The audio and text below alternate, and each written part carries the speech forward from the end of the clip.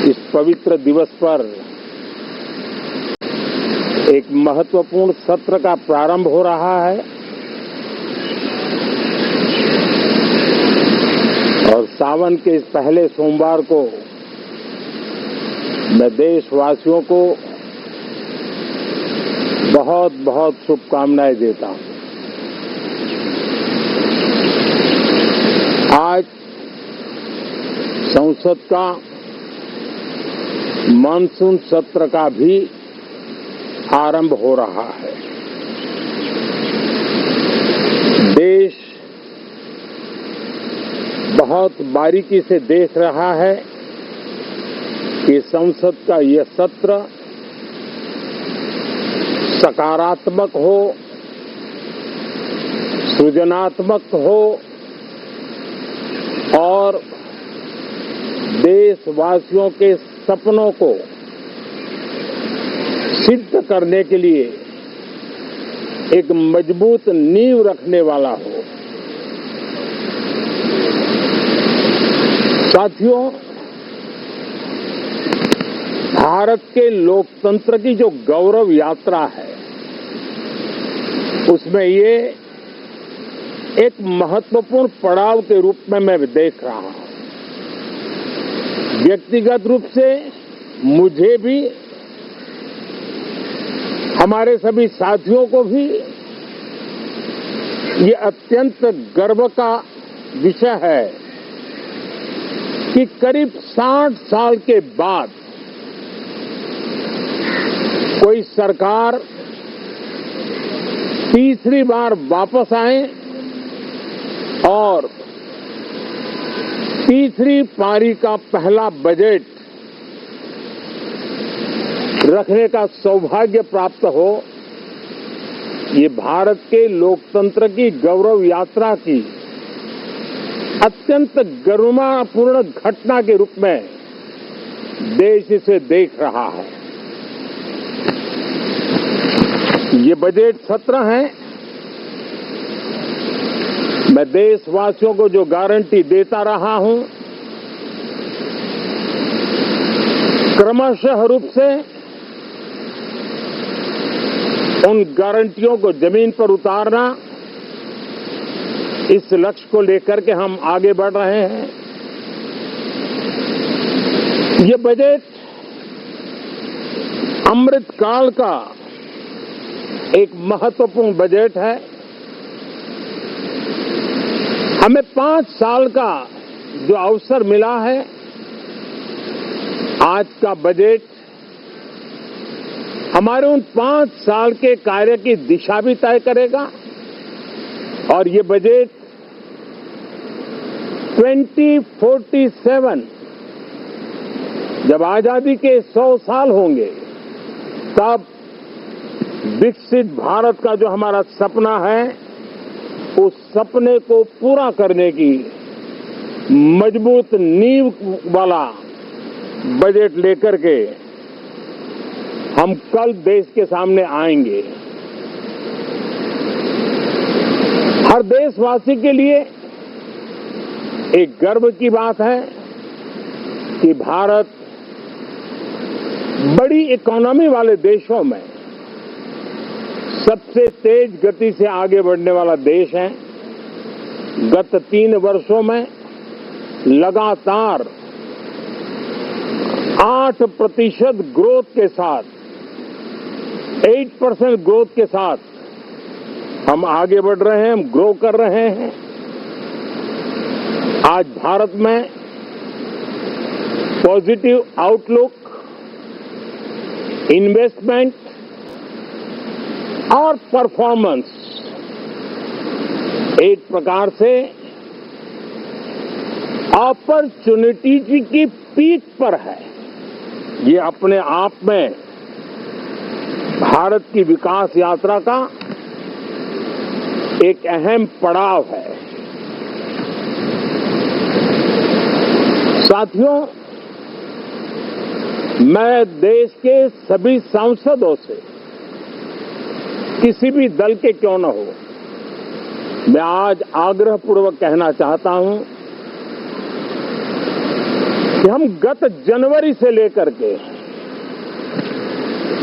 हम लोगों के पास जितना सामर्थ्य था उस सामर्थ्य को लेकर के जितनी लड़ाई लड़नी थी लड़ ली। जनता को जो बात बतानी थी बता दी। किसी ने राह दिखाने का प्रयास किया, किसी ने गुमराह करने का प्रयास किया, लेकिन अब वो दौर समाप्त हुआ। देशवासियों ने अपना निर्णय दे दिया। अब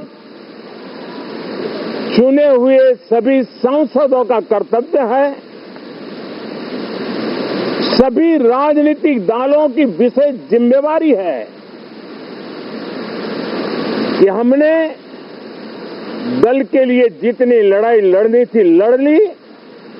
अब आने वाले 5 वर्ष के लिए हमें देश के लिए लड़ना है, देश के लिए जूझना है, एक और नेक बनकर के जूझना है।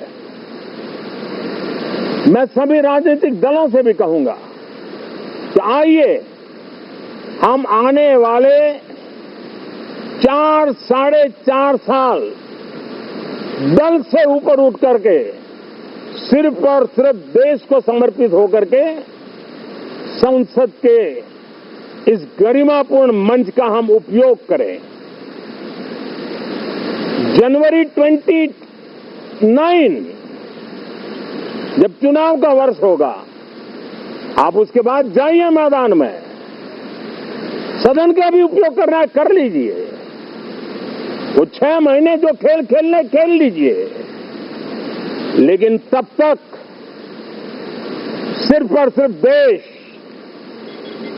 देश के गरीब, देश के किसान, देश के युवा, देश की महिलाएं, उनके सामर्थ्य के लिए, उनको एम्पावर करने के लिए जन भागीदारी का एक जन आंदोलन खड़ा कर करके 2047 के सपने को पूरा करने के लिए हम पूरी ताकत लगाए। मुझे आज बहुत दुख के साथ कहना है कि 2014 के बाद कोई सांसद 5 साल के लिए आए, कुछ सांसदों को 10 साल के लिए मौका मिला, लेकिन बहुत से सांसद ऐसे थे जिनको अपने क्षेत्र की बात करने का अवसर नहीं मिला, अपने विचारों से संसद को समृद्ध करने का अवसर नहीं मिला, क्योंकि कुछ दलों की नकारात्मक राजनीति ने देश के संसद के महत्वपूर्ण समय को एक प्रकार से अपनी राजनीतिक विफलताओं को ढांकने के लिए दुरुपयोग किया है। मैं सभी दलों से आग्रहपूर्वक कहता हूं कि कम से कम जो पहली बार सदन में आए हैं, ऐसे बहुत बड़ी संख्या में हमारे माननीय सांसद हैं और सभी दल में है, उनको अवसर दीजिए, चर्चा में उनके विचारों को प्रकट करने का मौका दीजिए, ज्यादा से ज्यादा लोगों को आगे आने का अवसर दीजिए। और आपने देखा होगा कि पार्लियामेंट के नए